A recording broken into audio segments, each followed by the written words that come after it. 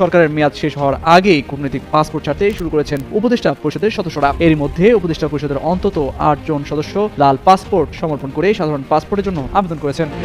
নির্বাচনের আগেই সরকারি বাসভবন ও কূটনৈতিক পাসপোর্ট ফেরত দেওয়া শুরু করেছেন অন্তর্বর্তী সরকারের উপদেষ্টা সহ বেশ কয়েকজন সরকারি কর্মকর্তা। এমনকি বাসাটি বুঝে নেওয়ার জন্য তারা গৃহায়ন ও গণপূর্ত মন্ত্রণালয়ে চিঠি দিয়েছেন। আপনারা অনেকেই জানেন, আপনারা পাসপোর্ট সম্বন্ধে অনেক কথাও লিখে থাকেন।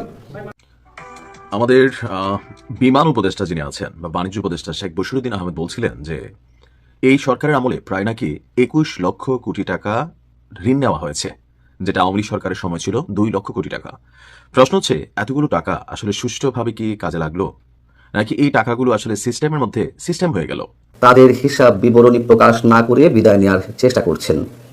যদিও তারা আদৌ বিদায় নেবেন কিনা, কবে বিদায় নেবেন তা নিয়ে যথেষ্ট পরিমাণ সন্দেহ এখনো মানুষের মধ্যে রয়েছে। তারপরেও আগামী 12ই ফেব্রুয়ারিতে একটি নির্বাচন হওয়ার সম্ভাবনা রয়েছে, সেই জায়গা থেকে আমরা বলতে পারি হয়তো খুব দ্রুতই তারা বিদায় নেবেন।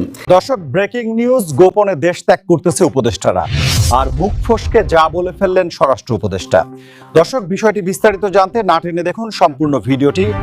নির্বাচনের আগেই সরকারি বাসভবন ও কূটনৈতিক পাসপোর্ট ফেরত দেওয়া শুরু করেছেন অন্তর্বর্তী সরকারের উপদেষ্টা সহ বেশ কয়েকজন সরকারি কর্মকর্তা। এমনকি বাসাটি বুঝে নেওয়ার জন্য তারা গৃহায়ন ও গণপূর্ত মন্ত্রণালয়ে চিঠি দিয়েছেন। সেই সঙ্গে নতুন পাসপোর্টের জন্য করেছেন আবেদনও। হঠাৎ করে কেন উপদেষ্টাদের এমন তোড়জোড়, বিস্তারিত জানাচ্ছেন শেখ ফরিদ। মেয়াদ শেষ হওয়ার আগেই আগাম সতর্কতামূলক ব্যবস্থা হিসেবে নিজেদের কূটনৈতিক বা লাল পাসপোর্ট জমা দিচ্ছেন অন্তর্বর্তী সরকারের এক ঝাঁক শীর্ষ নীতি নির্ধারক।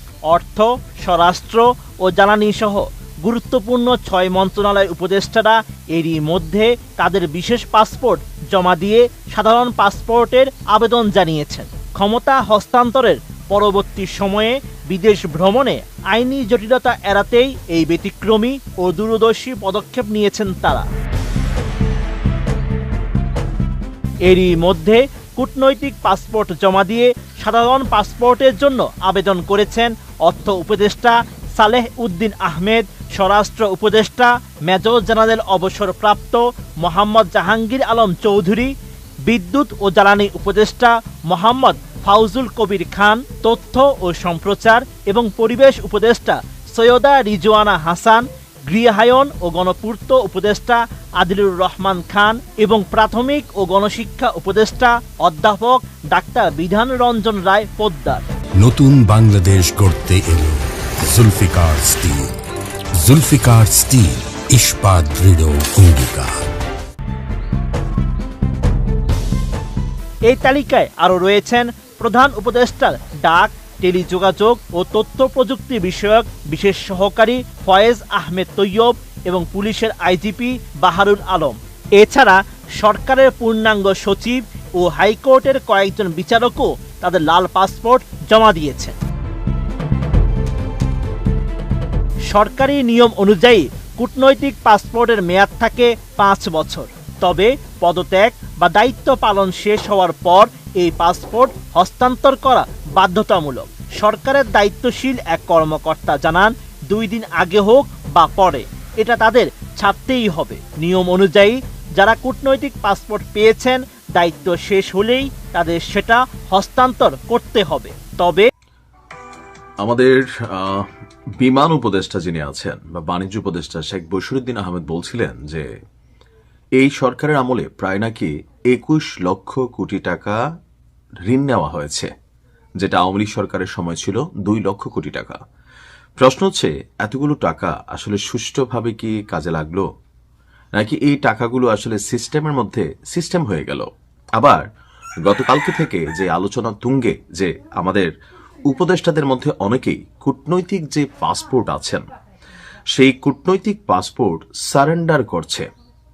এখন জনমানুষের মধ্যে প্রশ্ন যে সরকার পরিবর্তনের পর যে সময়টা হাতে থাকবে, ওই সময়ের মধ্যে আমাদের এই উপদেষ্টারা কি দেশ ছেড়ে পালিয়ে যাবেন?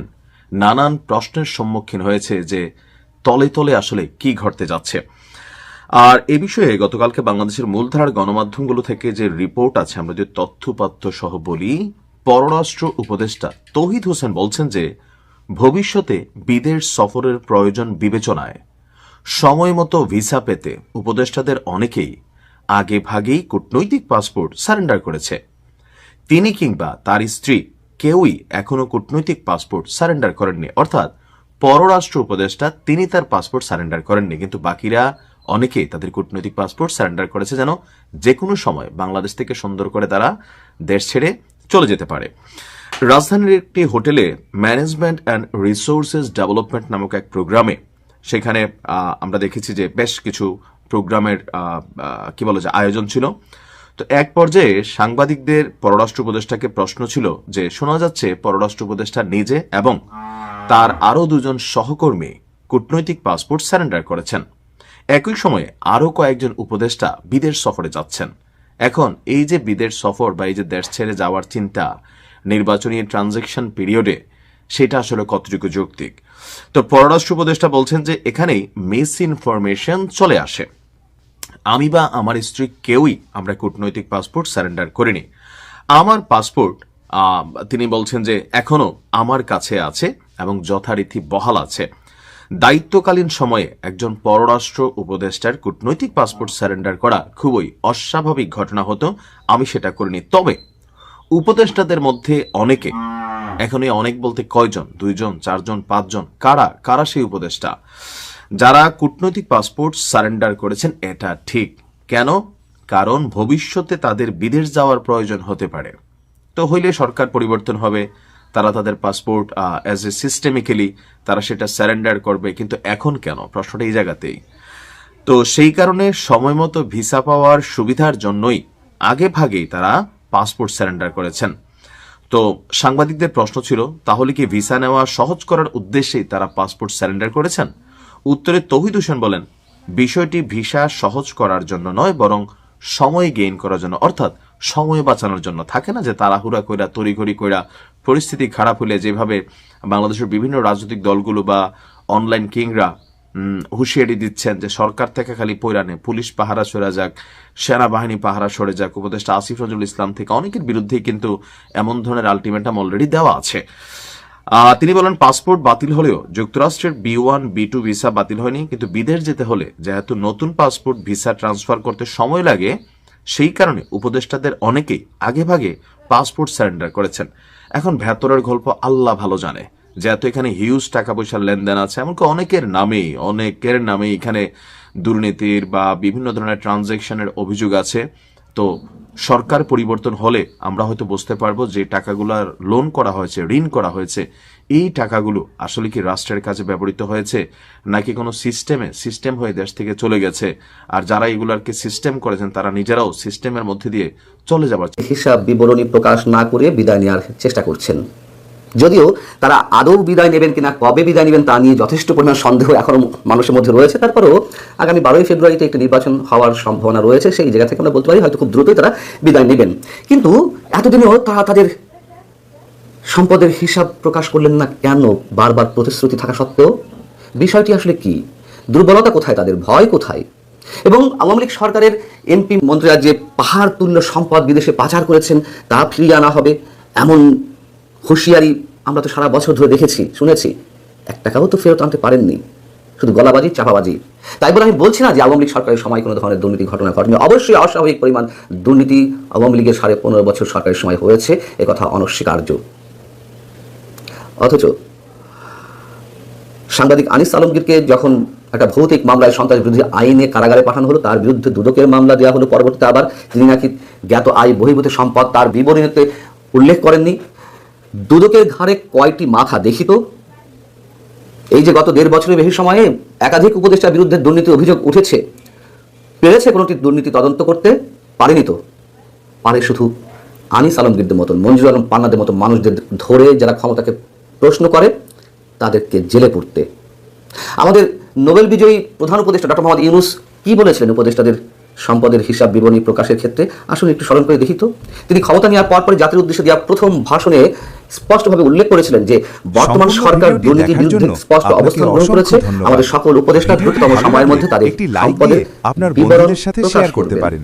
এতদিনও তারা প্রকাশ করতে পারেননি। উপদেষ্টাদের একজন মাত্র তার হিসাব বিবরণী প্রকাশ করেছেন, যদিও সেটি নিয়েও বিতর্ক রয়েছে। ইউটিউব চ্যানেলটি তো আমরা দেখেছি যে গত 1.5 বছরে আওয়ামী লীগের সবাই সন্তান প্রকৃতি, সবাই দুর্নীতিবাজ, চোর, ডাকাত, বাটপার, আর ইনারা সব ফ্রেস্তা তুলল।